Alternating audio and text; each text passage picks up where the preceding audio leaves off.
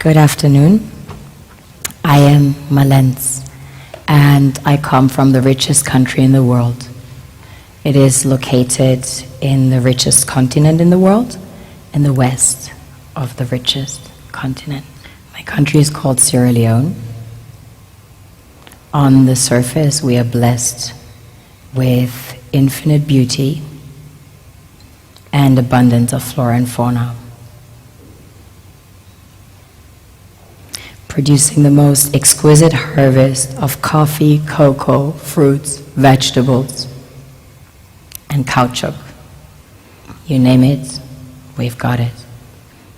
We also have diverse wildlife and vast marine resources,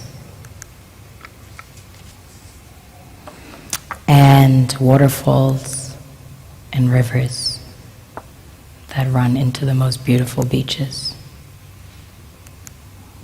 The land is golden, literally, a true paradise, which of course is inhabited by the most beautiful souls.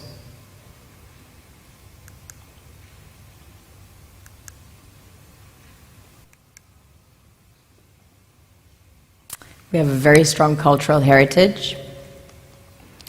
In fact, Sierra Leone had the first sub-Saharan university. Prior to that, there was one in the kingdom of Timbuktu, which was the first university in the world, succeeding the great Gnostic schools of Egypt and Osiris.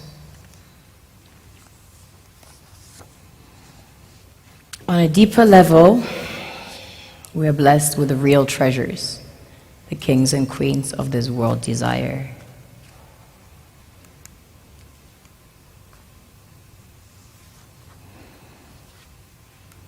This was the largest alluvial diamond ever found. It weighs almost 1,000 carats, 969 to be precise. This beauty was found by an old lady in her backyard about 2 years ago, 125 carats. Some people mine gold in their backyards. That's quite common. Besides gold and diamonds, we have about 20 precious minerals that have been discovered as of today. We recently started extracting huge petroleum reserves that have been discovered. We have platinum, ilmenite to make titanium, rutile to coat jets, iron ore, the largest iron ore deposits in Africa, the third largest in the world. Tantalite, also known as coltan, used in your mobile phones and computers. Bauxite for aluminum production. Zinc, chrome ore, copper, coal, phosphates, potassium, salt, lead, granite, asbestos, nickel, zircon. Furthermore, we have exquisite timber like mahogany, antique, and we have the most beautiful stems in the world.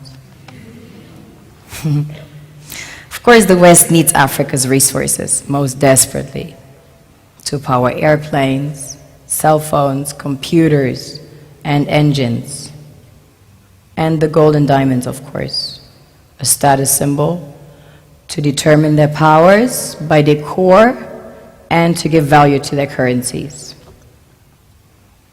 One thing that keeps me puzzled, despite having studied finance and economics at the world's best universities, the following question remains unanswered. Why is it that 5,000 units of our currency is worth 1 unit of your currency, where we are the ones with the actual gold reserves? It's quite evident that the aid is in fact not coming from the West to Africa, but from Africa to the Western world.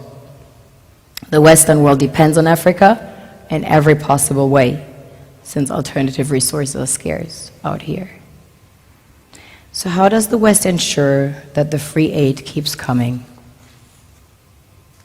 By systematically destabilizing the wealthiest African nations and their systems, and all that backed by huge PR campaigns, leaving the entire world under the impression that Africa is poor and dying and merely surviving on the mercy of the West.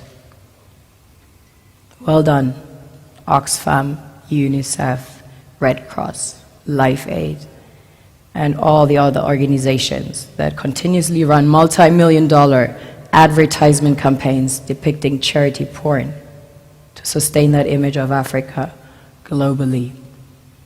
Ad campaigns paid for by innocent people under the impression to help with their donations. While one hand gives under the flashing lights of cameras, the other takes in the shadows. We all know the dollar is worthless, while the euro is merely charged with German intellect and technology, and maybe some Italian pasta. How can one expect donations from nations that have so little? It's super sweet of you to come with your colored paper in exchange for our gold and diamonds. But instead, you should come empty-handed, filled with integrity and honor. We want to share with you our wealth and invite you to share with us. The perception is that a healthy and striving Africa would not disperse its resources as freely and cheaply, which is logical. Of course, it would instead sell its resources at world market prices, which in turn would destabilize and weaken Western economies, established on the post-colonial free meal system. Last year, the IMF reports that 6 out of 10 of the world's fastest growing economies are in Africa, measured by their GDP growth. The French Treasury, for example, is receiving about $500 billion year in, year out, in foreign exchange reserves from African countries based on colonial debt they forced them to pay. Former French President Jacques Chirac stated in an interview recently that we have to be honest and acknowledge that a big part of the money in our banks comes precisely from the exploitation of the African continent. In 2008, he stated that without Africa, France will slide down in the rank of a third world power. This is what happens in the human world, the world we have created. Have you ever wondered how things work in nature? One would assume that in evolution the fittest survives. However, in nature, any species that is overhunting, overexploiting the resources they depend on as nourishment, natural selection would sooner or later take the predator out.